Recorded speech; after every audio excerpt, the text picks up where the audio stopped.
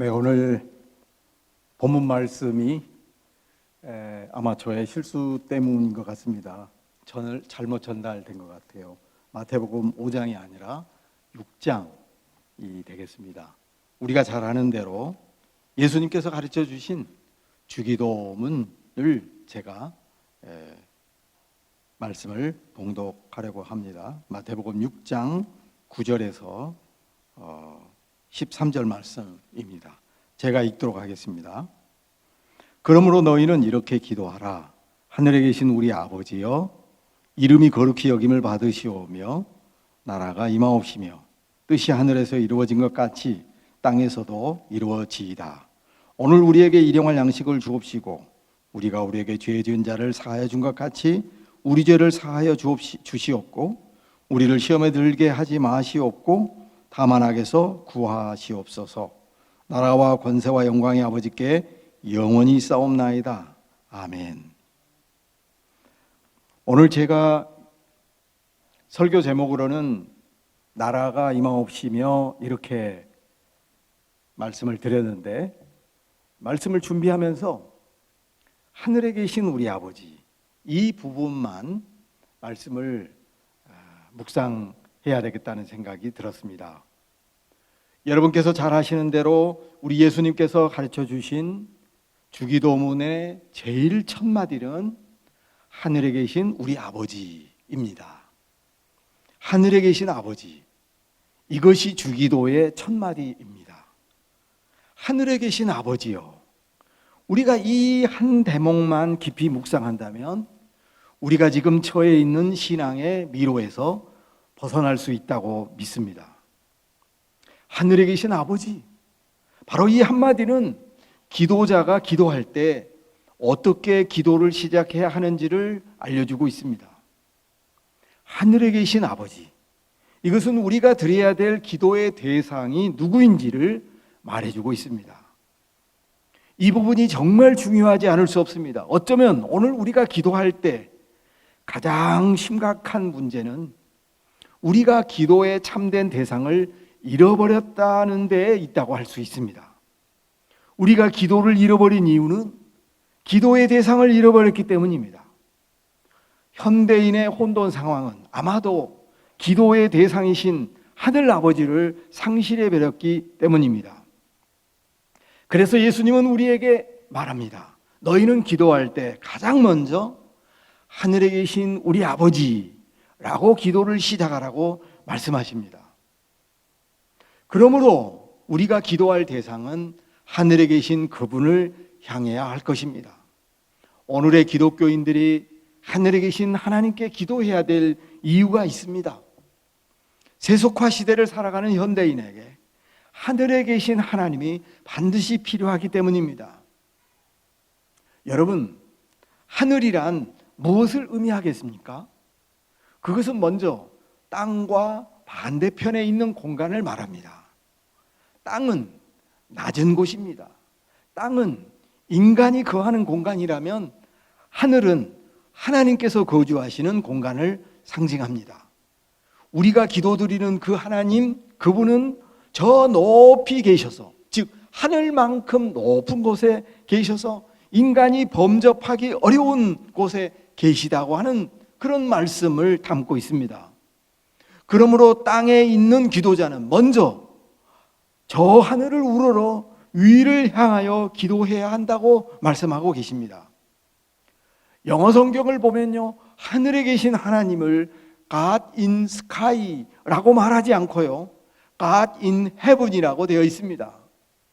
sky나 heaven이나 비슷한 말이기는 하지만은 약간의 차이가 있다고 생각합니다. 그것은 하늘에 계신 하나님은 우리가 흔히 말하는 스카이, 즉 공간적인 의미의 하늘이 아니라고 하는 것이지요.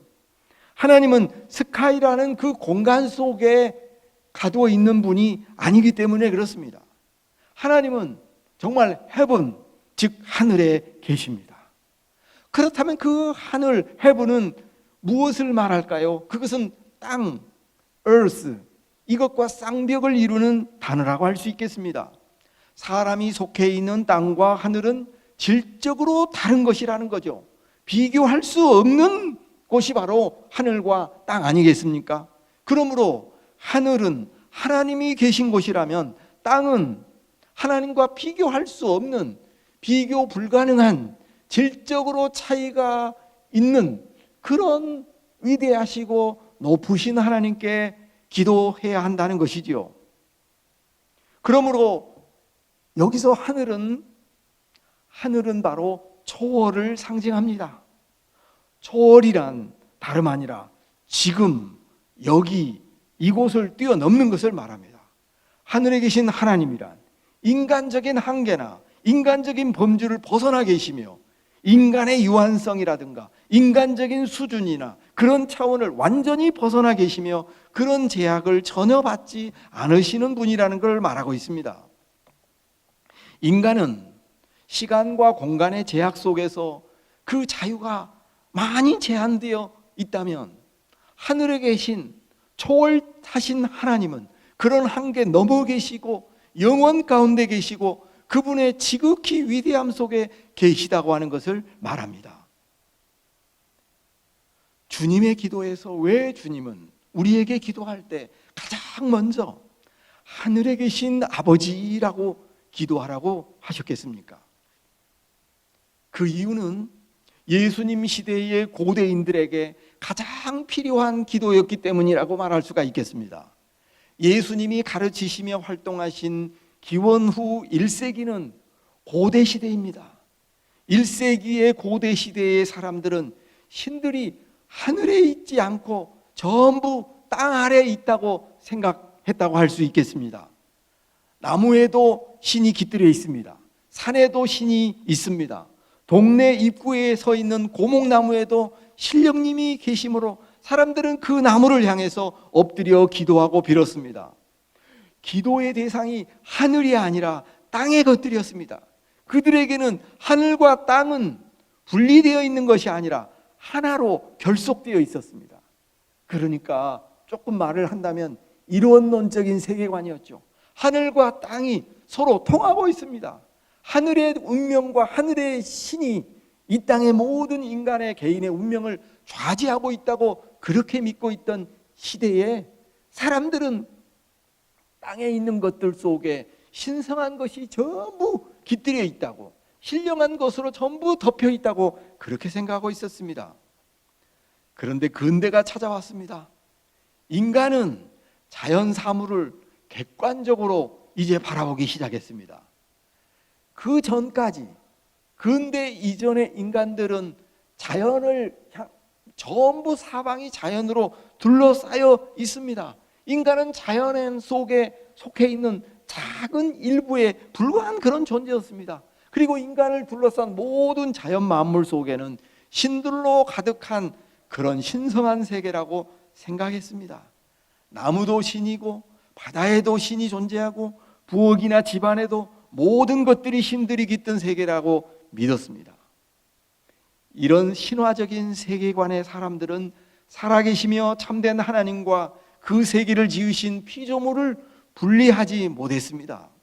그러므로 1세기에 살았던 사람들은 바다를 향해서는 그것을 신이라고 기도하고 있었고 산을 향해 그것을 신이라고 부르짖으며 기도했고 나무나 돌덩이나 인간에게 두려움이나 경외감을 주는 모든 물질적인 대상을 향해서 기도하고 빌며 복을 기원하고 저주에서 벗어나게 해달라고 기도했던 그 시대에 가장 필요한 것은 하나님과 피조물을 분명하게 구분하는 것이었습니다. 그래서 기도자에게 주님은 가장 먼저 말씀하시기를 땅의 것들을 향해서 기도하지 말고 하늘에 계신 하나님을 향해 기도하라고 명령하신 것은 바로 이런 이유 때문입니다.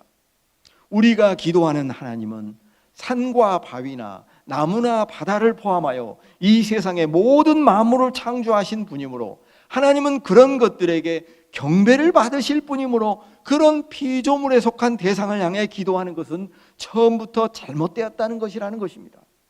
우리가 기도할 대상인 하나님을 이 세상에 속한 것과 동일한 분이 아니므로 땅 아래에 있는 신들을 향해서 기도할 것이 아니라 하늘에 계신 하나님을 향해 기도하라고 가르치신 것입니다.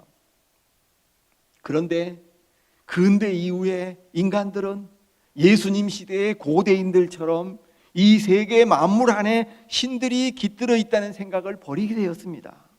정반대의 일이 일어났어요. 자연은 그저 자연일 뿐, 자연 속에나 나무 속에나 바위 틈 속에나 산 속에나 바다 속에나 신이나 신적인 것들이 깃들어 있다고 생각하지 않게 되었습니다. 자연은 그냥 자연일 뿐이고 단순한 물질에 불과한 것이라고 생각하게 되었습니다. 드디어 사람들은 신들의 세계에서 벗어나게 되었습니다. 그러다 보니 현대인들은 이 세상 만물 속에 현재하여 계시는 하나님을 전혀 알아차리지 못하게 되었습니다. 저 고대인들은 이 세상 모두가 신들의 세계로 뒤덮여 있다고 생각을 했다면 근대시대 이후 사람들은 이 세계 안에, 자연 안에 어떤 초월적인 신적인 존재가 깃들여 있지 않다고 과감하게 생각의 방향을 바꿔버렸습니다.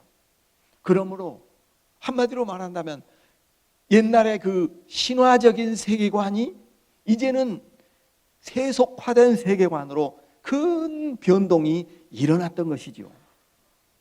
지금 우리는 세속화된 세계관을 가지고 살아가고 있습니다. 지금 우리 현대인들은 신앙을 가지고 있는 사람이나 불신자들이나 할 것 없이 전부 저 옛 시대의 사람처럼 이 세계 속에 어떤 신적인 것이 깃들어 있다고 생각하지 않습니다. 여기 예배당에 앉아 있는 여러분들은 모두 저와 함께 세속화 시대에 살고 있습니다. 아주 쉽게 얘기한다면 여러분 오늘 이 지하 예배당을 어느 분이 가장 먼저 출입문을 열으셨을까요? 그분은 혹시 문을 따시면서 밤새 이 강남 예배당 안에 도깨비나 귀신이나 어떤 신령한 것들이 밤새 이 예배당에서 춤을 추고 잔치를 하고 모닥불을 펴놓고 자기들 마음대로 세상을 만들다가 새벽녘이 되니까 동터오르자 훌쩍 어디론가 가버렸다, 이렇게 생각하시면서 문을 열지는 않았겠지요? 아마 그 집사님이시든지 어떤 장로님인지 모르겠지만 그분은 여기는 밤새 아무것도 없는 거야, 그냥 텅 빈 공간이었어 라고 생각을 했겠죠. 그런데 근대 이전에는 그렇게 생각 안 했어요. 산속에 들어가면 요정이 이렇게 있다는 거죠. 꽃의 요정이 있고 나무의 요정이 있고 동물에게도 어떤 영혼이 깃들어 있다, 이런 생각을 하는 거죠. 쉽게 얘기하냐면 여러분께서 혹시 오늘 전철을 타고 강남역을 이렇게 나오려고 하는데 옛날 사람들은 그 강남역 11번 출구 맞지요? 여러분 이쪽 11번 출구 틀림없이 맞을 겁니다. 제 기억이라면 거기서 삼지창을 들고요, 귀신이 신령한 어떤 존재가 너 이제 교회 가느냐 이놈 하면서 이렇게 서 있다고 생각하지 않죠. 이 세상 어느 곳에 우리가 몸담고 있는 이 세계, 물질 세계, 자연 속에 신적인 어떤 기운이나 힘이 우리의 운명을 좌지우지한다고 이렇게 생각하고 있지 않다는 거예요. 그런데요, 세속화에 대한 생각이 찾아오면 예전에는 이 세계의 모든 장소에 신들이 여기도 저기도 존재하고 있고 그 신의 힘과 신들이 정해놓은 운명의 힘이 나의 개인의 운명과 이 세계의 운명을 좌지우지한다고 생각했지만 세속화가 찾아오면 그런 생각은 낡아 빠진 미신이고 세계는 정해진 자연 질서와 자연 법칙에 따라 유지되고 보존된다고 생각하는 것입니다. 세속화가 찾아오기 전에 신화적 세계를 살던 사람들은 땅에 속한 인간과 이 세상의 운명이 하늘이 주관하고 있다고 생각했기 때문에 하늘에 있는 신적인 존재를 의식하며 살았습니다. 적어도 고대인들은요, 하늘을 의식하며 살았어요. 중국의 어떤 인문학자가 쓴 책을 보니까 그러더라고요. 중국이 공산화가 되기 전에, 자본주의 물결이 들어오기 전에 중국 사람들의 의식 속에는 하늘이라는 것이 있었다는 거죠. 근데 이제 자본주의가 들어오고 공산주의가 들어오자 그들의 마음속에는 이 세계는 모두 물질적인 것으로만 덮여 있다고 생각을 하고 이제는 하늘이라는 것은 그들의 시야 속에 사라지게 되었다라고 말하고 있습니다. 세속화가 찾아오게 되면 믿는 사람이나 불신자들이나 할 것 없이 이 세계는 신이란 것이 없이도 아무 어려움이 없다고 생각을 하게 된다는 거예요. 그리고 이 세상은 그저 인간들이 설계해 놓은 어떤 설계한 대로 그렇게 세계가 진행되어 간다고 생각합니다. 세속화가 찾아오면요, 사람들은 이제 신이 내 개인의 삶에 일일이 개입하지 않는다고 생각을 합니다. 모든 것은 자연 법칙이대로 이 세계는 굴러가게 되어 있다. 그리고 이 사회가 인간이 설계해 놓은 어떤 합법칙적인 질서대로 알아서 자율적으로 굴러가고 있다고 생각을 한다는 것이죠. 여러분, 그러니 이런 생각을 갖게 되면 하늘에 계신 아버지가 이 세상 속에, 우리의 삶 속에 끼어들 틈이 전혀 없게 되는 것입니다. 그러므로 예수님께서는 기도할 때 먼저 하늘에 계신 우리 아버지를 생각하라는 것이죠. 고대인들에게도 그랬지만 바로 지금 이 시대를 사는 우리에게도 말하기를, 너희들의 삶을 주관하시고 통치하시고 지배하신 하늘에 계신 하나님, 그분을 기억하며 기도하라고 하는 이 예수님의 말씀은 오늘 이 시대에도 지극히 타당한 말씀이라고 하지 않을 수 없습니다. 왜냐하면 현대인들의 의식 속에 설사 믿는 자라 할지라도 우리의 생각 속에 하나님이 쉽게 들어설 자리가 거의 사라지고 말았기 때문입니다. 여러분, 신앙을 가지고 있는 우리들은 정말로 말이죠, 하늘을 의식하면서 살고 있나요?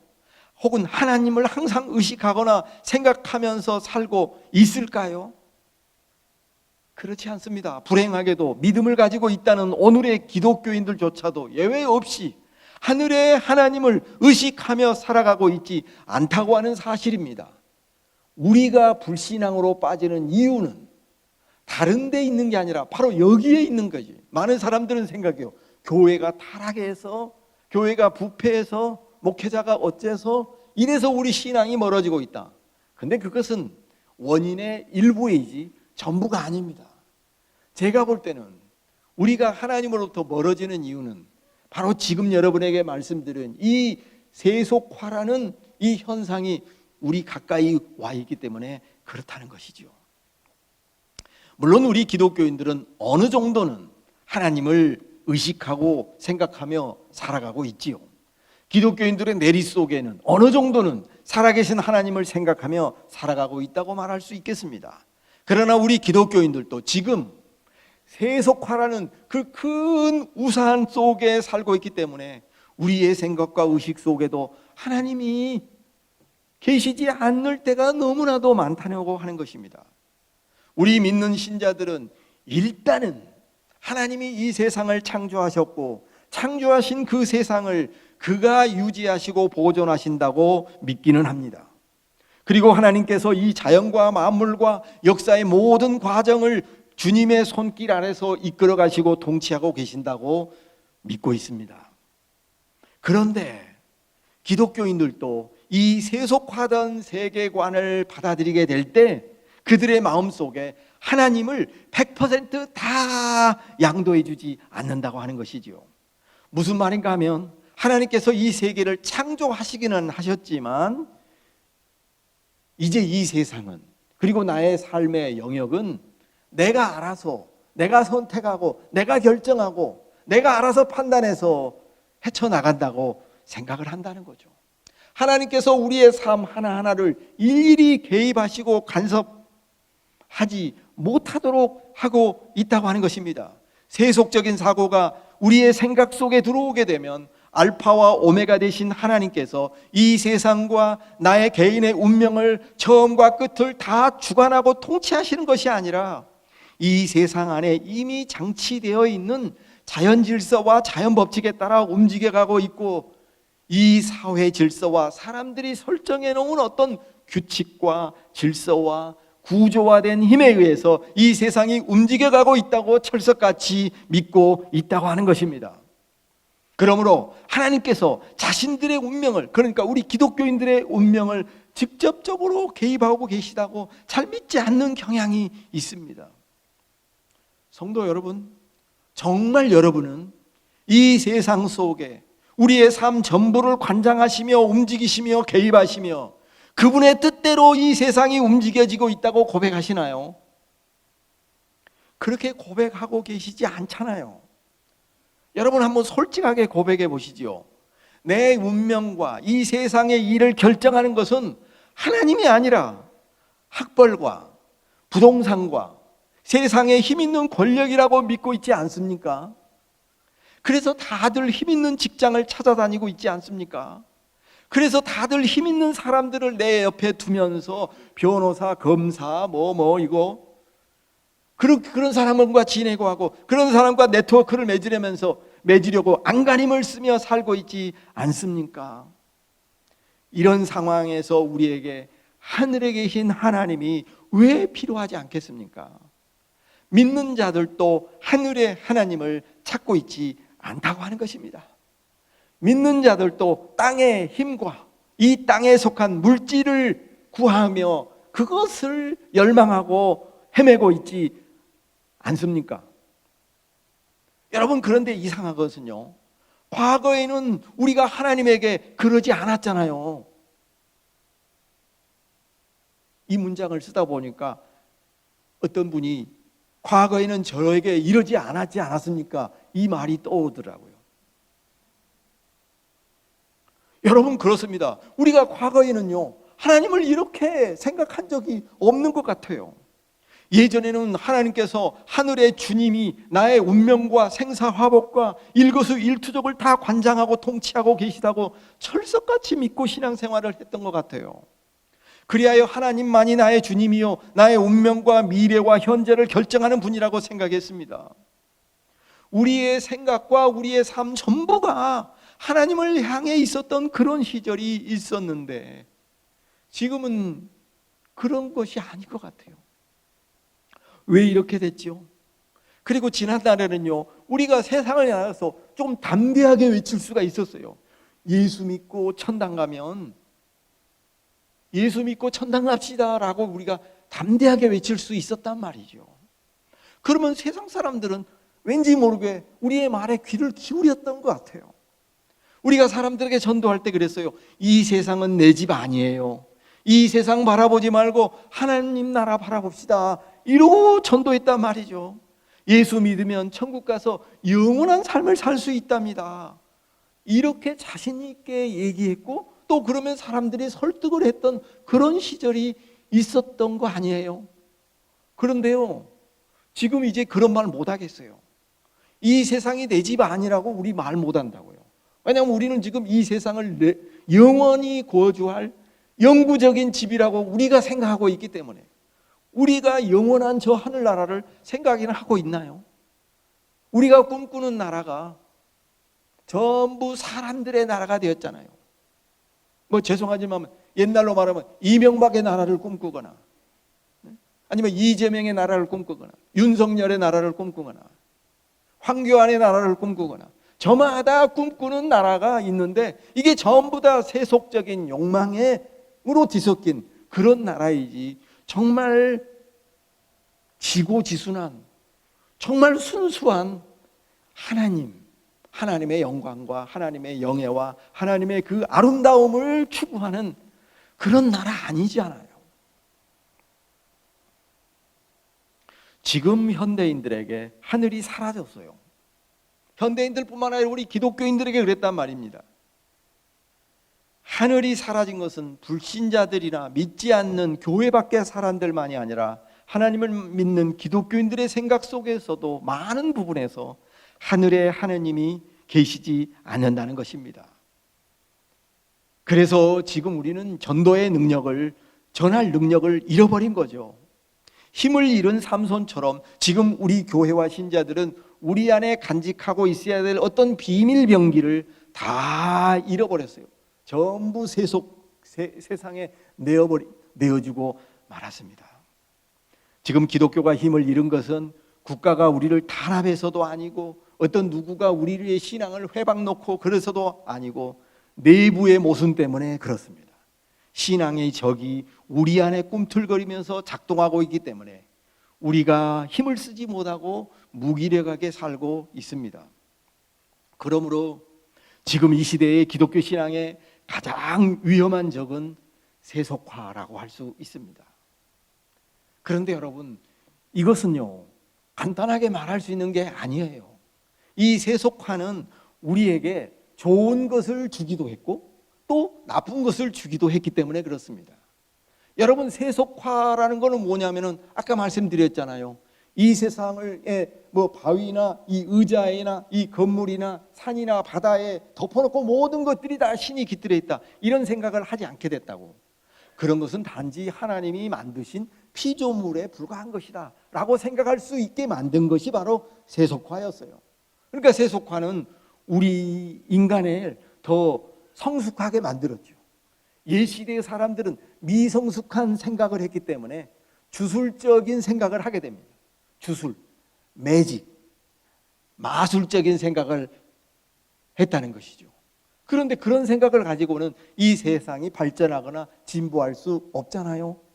이제 세상은 사람들은 합리적으로 인간이 만들어 놓은 어떤 합법칙성에 의해서 세계가 유지되고 움직여진다고 생각을 했던 이것 때문에 인류의 역사는 진보하고 발전할 수도 있었습니다. 이것은 세속화가 우리에게 준 선물이기도 합니다. 그러나 반대로 아까 말씀드린 것처럼 이 세속화는 하나님을 잃어버리게 만들었어요. 여러분, 가만히 한번 생각해 보면 왜 우리가 어린 시절에, 젊은 시절에, 또 여러분의 옥하는 목사님을 통해서 말씀을 듣고 신앙이 여기서 뜨겁게 움직이던 그 시절에는 그렇게 뜨겁고 그렇게 열정적이었던 것이 지금은 이렇게 다 꺼져버리고 다 식어버린 어떤 그런 화롯불의 그 황혼역에 있는 그런 불꽃이 이제 희미하게 피어 있을락 말락하는, 그렇게 이렇게 약해져 버렸을까요? 이것은 누구의 어떤 문제 때문이 아니고요, 신앙의 문법이 달라져서 그랬다고 할 수 있어요.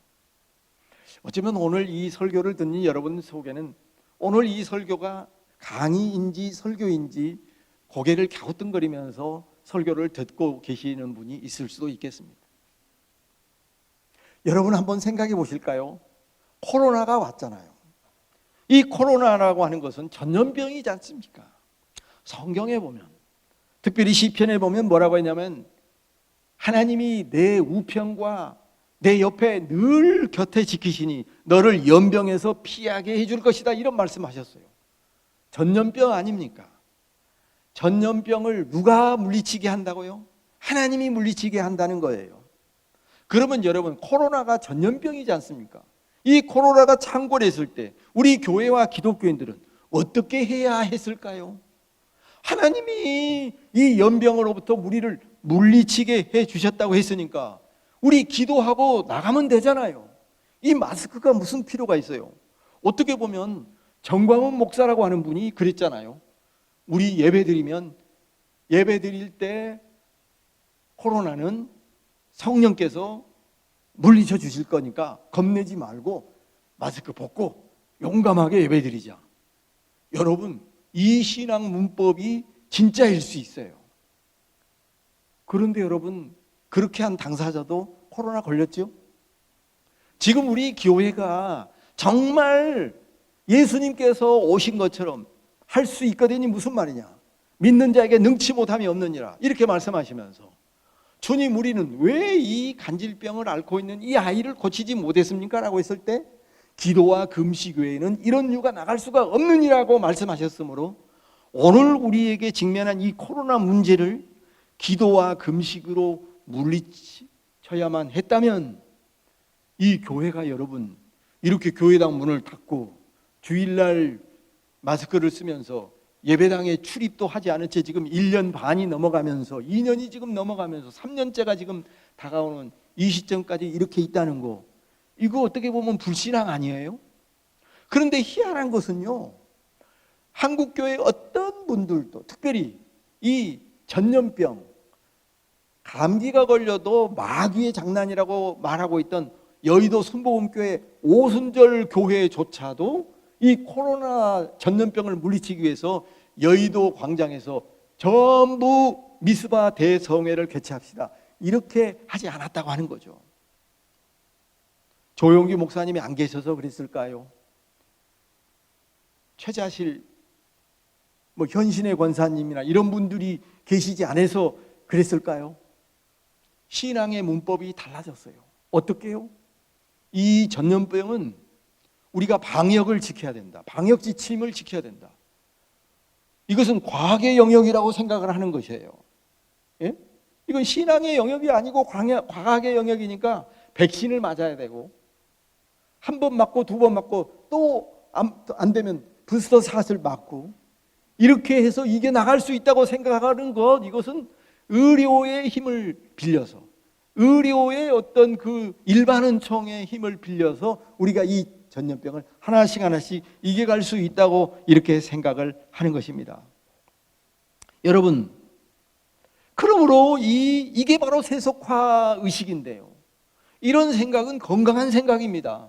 만약 우리가 이런 생각이 없었더라면 교회에 더 모여가지고 기도하다가 더 많은 전염병에 휩싸가지고 더 많은 사람들이 애매하게 목숨을 잃었을 거 아니겠습니까? 저 옛날에 패스트 흑사병이 있었을 때처럼 말입니다. 그런데 여러분, 이제 우리가 바로 이런 것 때문에 바로 우리는 이 하나님이 우리의 삶을 관장하시고 지배하시고 모든 삶의 영역을 개입하고 계시다고 하는 이 생각으로부터 희박해지기 시작하면서 하늘을 바라보지 않고 땅을 바라보면서 땅의 것이 나의 삶의 주인이라고 이렇게 생각을 하기 시작한다는 것이죠. 그래서 여러분, 사람들은 이제 세속화 생각이 찾아올 때 이것이 끼치고 있는 잘못되고 부정적인 결과는 무언가 하면은 바로 이 세속적인 물질이나 이런 것들이 우리의 삶의 본질적인 것이라고 생각을 한다고 하는 것이죠. 그래서 우리는 옛날처럼 우리의 영혼만 구원받으면 된다고 이렇게 생각을 하지 않고 우리 물질의 풍요와 몸의 건강도 반드시 우리 삶에 필요하다고 이렇게 생각을 합니다. 그래서 사람들은 물질의 풍요함을 누리며 살아야 되고, 의료 혜택을 잘 받으면 인간의 수명은 더 연장해질 수 있고, 이런 생각을 가지며 살게 된다는 것이죠. 근데 여러분, 이런 생각이 나쁜 생각이 아닙니다. 건강한 생각이에요. 좋은 생각이에요. 그런데 문제는 이것이 절대가 돼버린다는 거죠. 이것이 우리의 운명을 좌지우지한다고 생각을 한다고 하는 것입니다.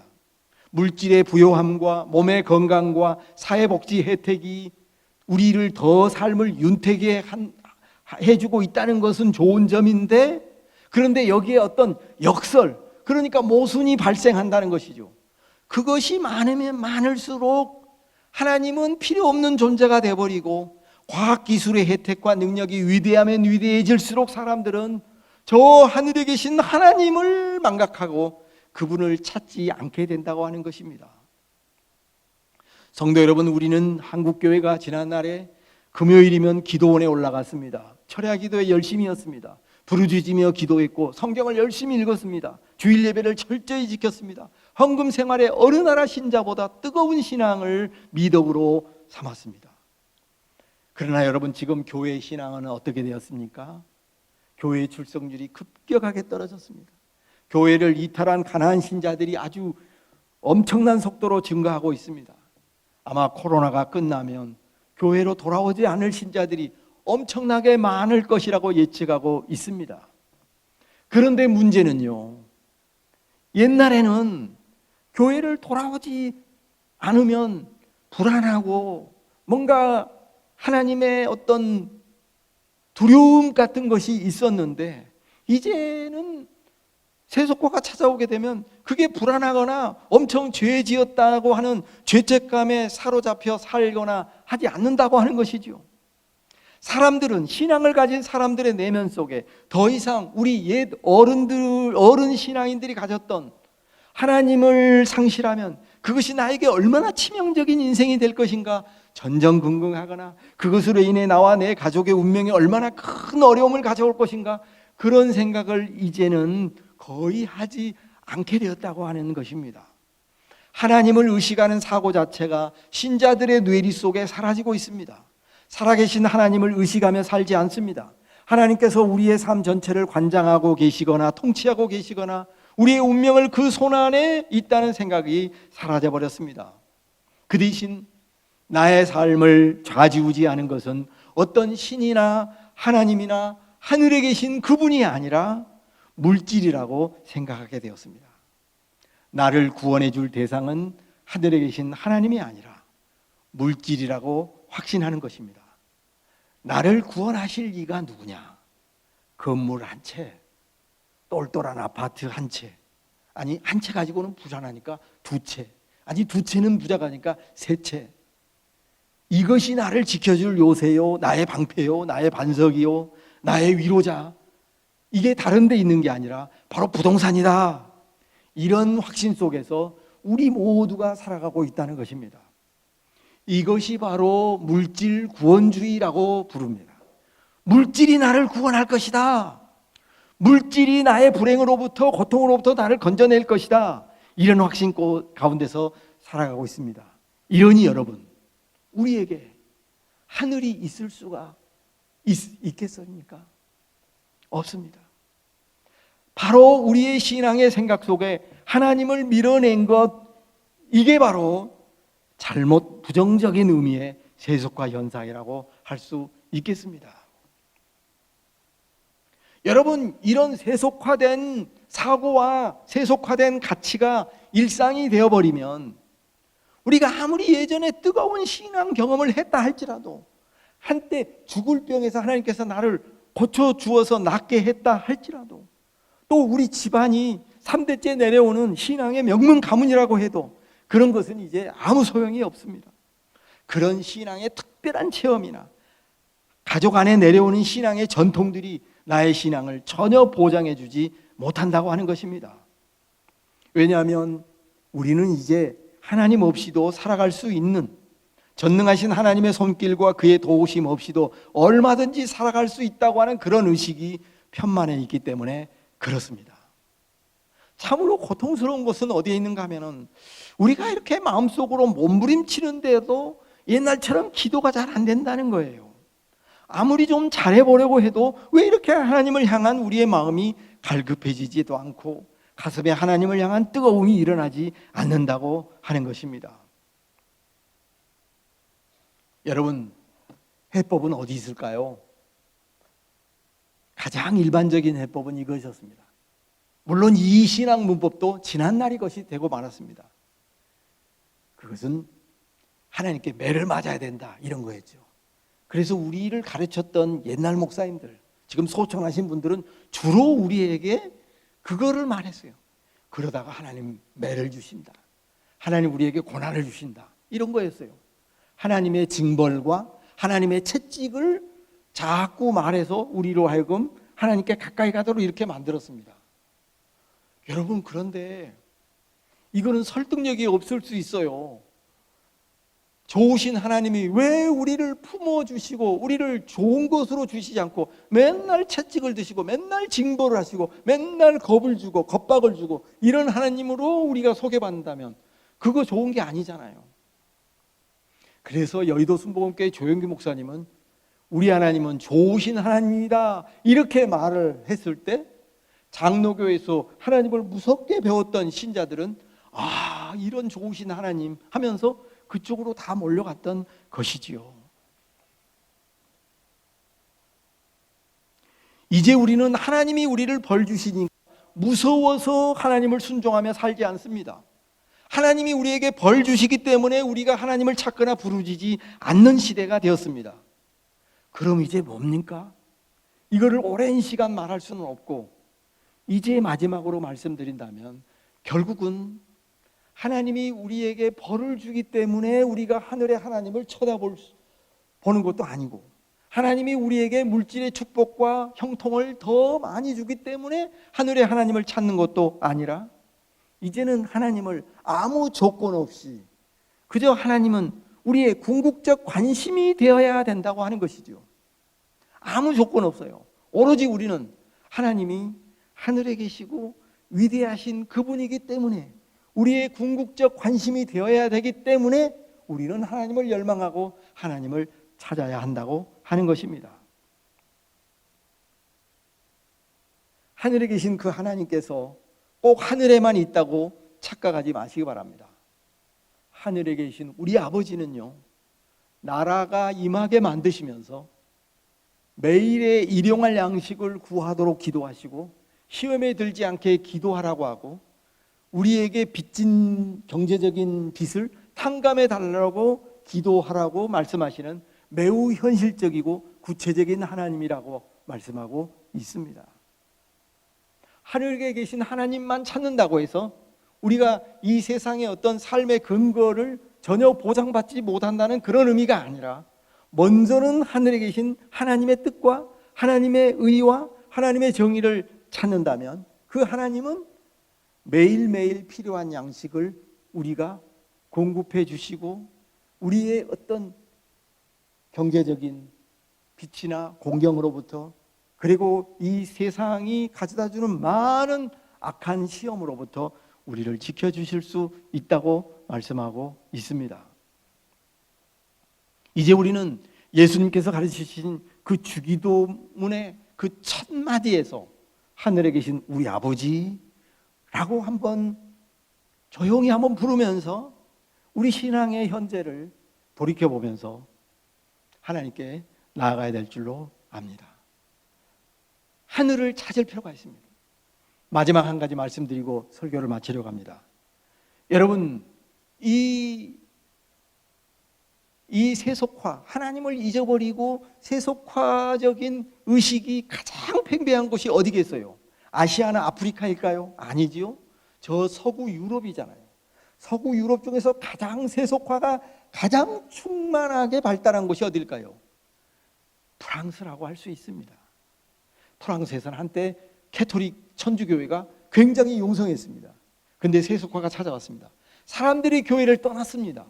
신이 필요로 하지 않게 되었습니다. 하나님을 잊어버리고 망각했습니다.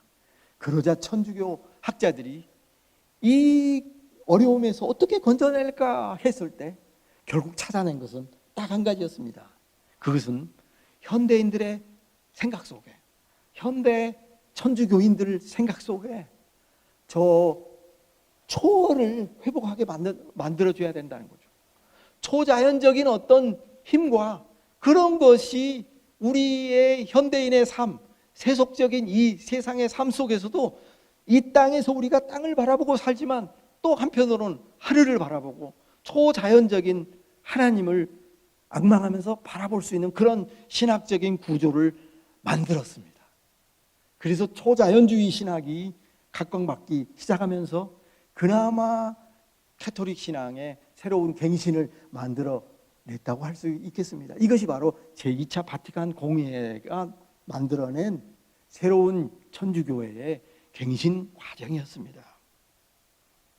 성도 여러분, 오늘 말씀은 매우 듣기가 어려울 수도 있고 좀 관념적이고 추상적이라고 말할 수도 있겠습니다만은, 그저 우리는 주기도에 나오는 이 첫 번째 이 한마디, 하늘에 계신 우리 아버지를 늘 우리의 마음속에 사나 죽으나 우리가 어떤 삶을 살든지 땅을 바라볼지라도, 땅과 땅에 연루되어서 살아간다 할지라도 우리의 생각의 한켠에는 하늘에 계신 그 아버지를 생각하며 상상하며 바라보며 살아가야 될 줄로 믿습니다.